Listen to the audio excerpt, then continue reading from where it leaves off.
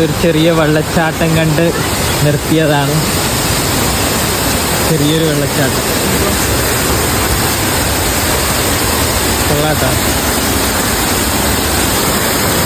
ചെറിയൊരു വെള്ളച്ചാട്ടമാണ്.